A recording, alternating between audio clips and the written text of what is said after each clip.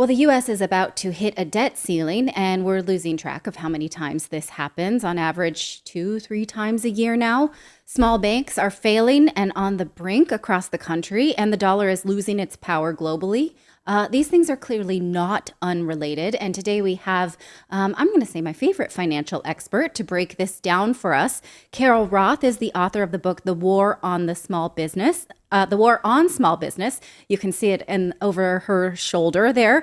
Before the pandemic was over, Carol Roth was on the show and she warned us that world governments were taking advantage of the situation to consolidate power and wage war on the small guy, all in the name of control. Carol, thanks for joining us at this junction that we find ourselves at right now. First of all, if you'd like to say I told you so, I'm going to welcome you to say that, and then give us some context about where we are now and how you saw this coming.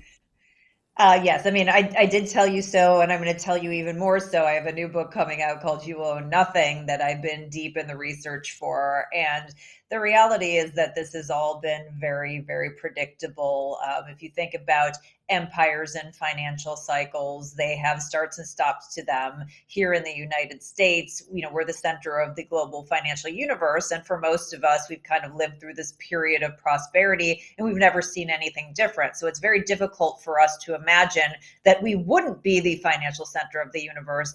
But the reality is that before us, it was the British, and before the British, it was the Dutch. And way back in the day, the Roman Empire was the big financial empire. So these things kind of go in cycles.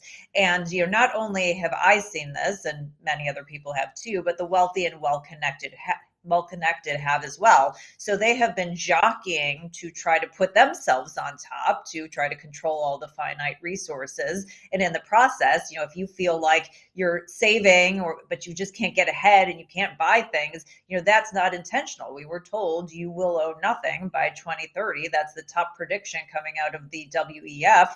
And so when you start seeing the wealth being consolidated, at the top and everybody else struggling, that is not by accident. And so you wrote in your last book that the government does this because it doesn't like small town entrepreneurs, because they can't control that. What they want to do is consolidate power to fewer large corporations that they can control. Now, we saw that happening right in front of our very faces this week when a small bank collapsed and those assets were just rolled right into JP Morgan Chase. It becomes clear that it's not about, oh, these were just bad decisions and all of a sudden this is a bad outcome. What you're saying is this is deliberate, right? Yeah, I mean, first of all, this happened after the Great Recession financial crisis as well, with the Dodd-Frank regulations. They were so onerous that you didn't have small community bank formations. You had a bunch of them close. A lot of that business went to the big banks. There was less small business lending, more big bank lending. So this is kind of that history rhyming, if you will. If you take something like JP Morgan Chase, Jamie Dimon, this is not his first rodeo. He knew exactly how to navigate this. So not only do you have this great consolidation where all of these regional banks are being folded in, but at sweetheart deals, Jamie Dimon is able to say, these are the good assets that I want to take. And, the stuff that's being challenged, we're going to put over here. But if we back up and we say, what is the cause of this? This is negligent, destructive Fed monetary and government fiscal and other policy that has enabled this. It didn't just come out of nowhere. This was too much risk in the system, too much money for the system to handle, the Fed changing course. So they're the ones that created this situation. They didn't have to go about it that way. And so certainly if you're a bigger bank, you have the scale to absorb that. And if you're a smaller bank, you get caught up in the same bad decisions the bigger banks made, but they had, again, more scale and diversification to absorb that. But they are fighting for their lives for small things. For instance, the way I found you was the Wealth Ability podcast with Tom Wheelwright. Tom also had a small bank's, someone who lobbies or represents them on the same show, talking about how they're fighting back against the IRS to not report microtransactions. They're fighting back about tracking and things like that. So this is a good example of what you say, is that the small banks are trying to be responsible and they're not being allowed. Yeah, they're trying to be not only responsible, but responsive to their customer base. And they're the ones who are the advocates for the little guy. They're the ones who care and have the capacity to do small business lending, to do small individual lending. When you get to the big guys, they're not going to care. They're going to focus on their biggest customers, and everything else kind of goes to the bottom. So this is that balance, that check and balance in the system. And when that goes away, it's not only less choice for us, but it ends up meaning less freedom and less wealth creation opportunities for the average American. So the way this is shaping up as a fight next week is Republicans want spending cuts in order to agree to increase the debt limit, and Democrats say no spending cuts. So is it a case of Republicans actually have in mind a responsible fiscal policy and Democrats do not? And will this, is there a way to sort of be more responsible financially in the United States in order to fix this? Yeah, well, the idea that we have this debt ceiling or limit is kind of laughable. It's been modified more than 100 times since the end of World War II, and we've racked up $31.7 trillion. So the ceiling or limit really isn't working. We have to go back and find a different way to attack overspending. And I think that that's what they're trying to do in terms of the Republicans. Now, we've gotten to this point because of both Democrats and Republicans. I don't care who wants to take the credit for it now, although Republicans do seem to be leading the charge. But if we were to just roll back spending to 2018 or 2019 levels, we would actually have a net surplus and we could start paying down debt. But the current fiscal trajectory is totally unsustainable. And that's leading us to this precipice of a new financial world order and all of these issues that we're facing. Right. And that's actually something I shared that tweet that you did the other day about how you're starting to think this ceiling concept isn't working. Yeah, not so much. Not so much. It's I haven't seen a ceiling that has a giant hole in it that lets you get $31.7 trillion racked up underneath it. Right. And you just keep going. Now, about your new book, You Will Own Nothing. This is a now famous line from the World Economic Forum that's come to refer to globalists' plans to disenfranchise everyone and consolidate power. It's not just in the United States. And in your book description, you say you once thought this was conspiracy theory, but now it seems to be playing out as real conspiracy. So can you take us through that journey of no, that's crazy talk to, oh my God, it's real?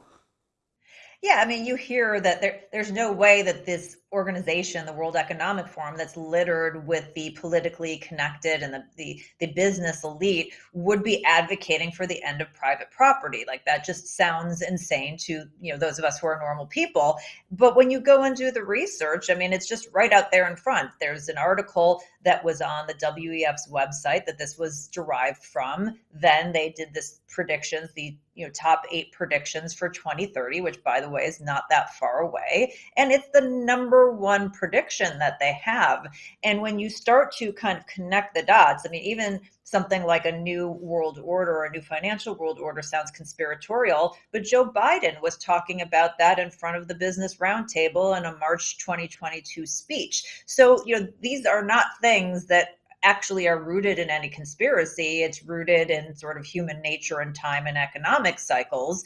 And the reality is you can connect the dots on everything from social credit and business social credit, otherwise known as ESG, CBDCs. I mean, even big tech, if you think about what they're doing, everything is sort of renting your life back to you. Your life has become a subscription or a service. You don't actually own anything. I've got this wonderful phone right here, but what do I own if I don't have access to the operating system or they don't let me access my email or my payment services? I don't really own anything. And I know as a financial expert that's been helping people preserve the American dream, ownership and ownership of assets that can increase in value over time is the underpinning and foundation of wealth. So if you don't have property and you don't have property rights, you don't have that opportunity to create wealth. So then you say in your book that it is an essential guide to stopping the elite's agenda and taking control to preserve you and your family's freedom and wealth. So how can we fight back? I will read your book. But, I guess what I'm asking for, is there a way to fight back? You have hope, maybe more than I do.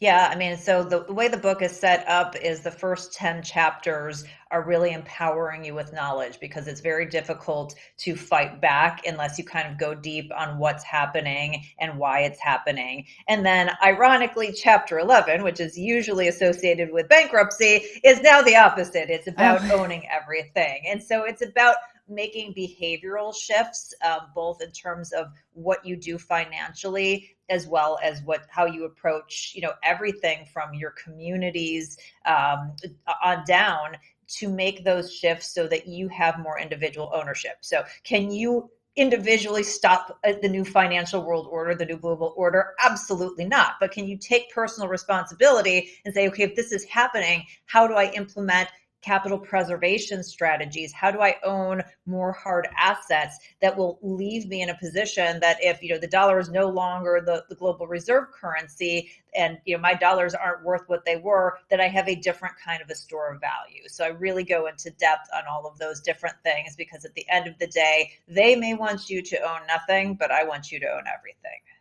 I love that. Well, thank you so much for coming on to tell us about your new book. I'm excited to read it. I've pre-ordered.